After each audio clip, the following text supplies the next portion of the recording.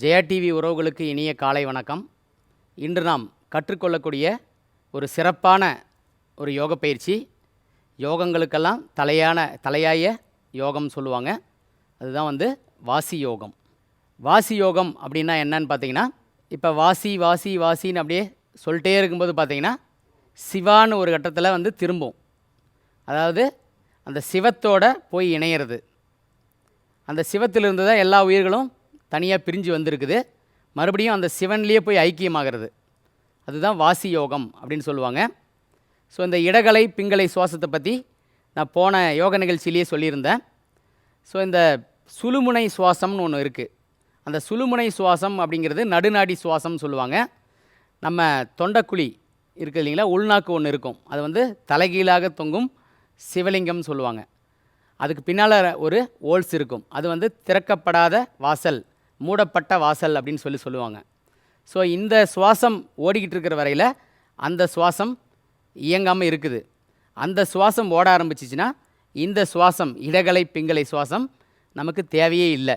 இந்த பயிற்சி எப்படி அப்படின்னு பார்த்தீங்கன்னா, இதுக்கு அடிப்படையாக சில துணை பயிற்சிகள் இருக்குது. அதை பண்ணிவிட்டு நம்ம அதை செய்கிறது ரொம்ப சிறப்பாக இருக்கும். முதல்ல பார்த்தீங்கன்னா, ஒரு பயிற்சி, மூச்சை இழுத்துக்கிட்டே நான் கைகளை இப்படி மேலே உயர்த்துவேன். அப்புறம் மூச்சை விட்டுக்கிட்டே மேலேருந்து சிலதை பிடிச்சி இழுக்கிற மாதிரி, எதையோ பிடிச்சி இழுக்கிற மாதிரி கைகளை இப்படி வேகமாக இழுப்பேன். ஸோ அதை எப்படின்னு பார்க்கலாம்.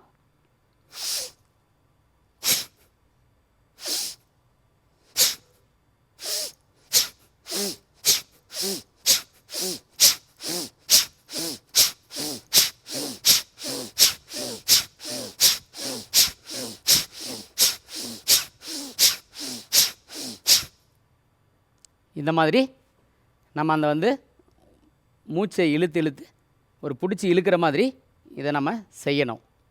இது செய்துட்டதுக்கப்புறம் இந்த தொண்டைக்குழி இருக்குது இல்லைங்களா, உள்நாக்கு சொன்னோம் இல்லையா, அந்த இடத்துல கவனம் வச்சு ஹம் சத்தம், அந்த வாயை மூடிக்கிட்டு சொன்னால் எப்படி சொல்லுவோமோ அந்த மாதிரி நம்ம சொல்லணும். அதை எப்படி சொல்கிறதுன்னு பார்க்கலாம். இது பார்த்திங்கன்னா ஒரு சங்கு ஊதுற மாதிரி. இதுதான் சங்கு. இந்த சங்கு பிரயோகங்கிறது அப்படி தான் நடக்கும், அந்த வாசியை ஊதுற மாதிரி.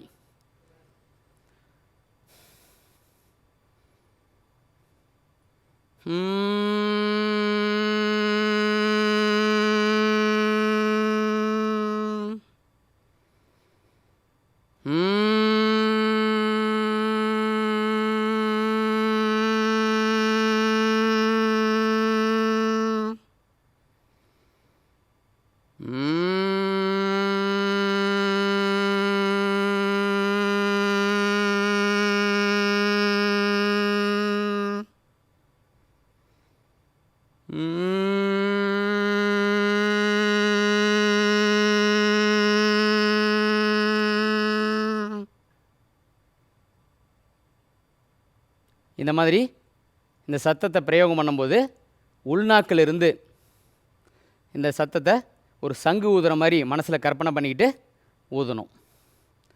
ஸோ இது ஊதி முடித்ததுக்கப்புறம் நம்ம இப்போ அகக்கண்ணால், மனக்கண்ணால் இந்த வாசி நடக்கிறத நம்ம பாவனை செய்ய போகிறோம்.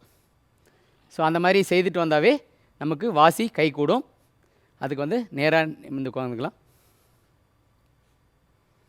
இந்த உள்நாக்கு இருக்கு இல்லைங்களா, அதை மடிச்சுக்குங்க. மடித்து மேல் முகமாக வச்சுக்குங்க.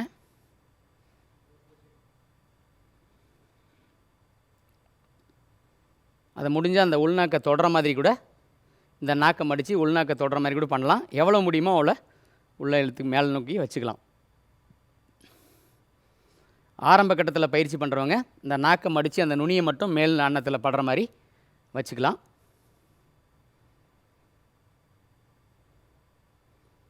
இந்த கருவிழிகளை மேலே ஏற்றிடுங்க. புருவ மத்தியில் குவிச்சிடலாம்.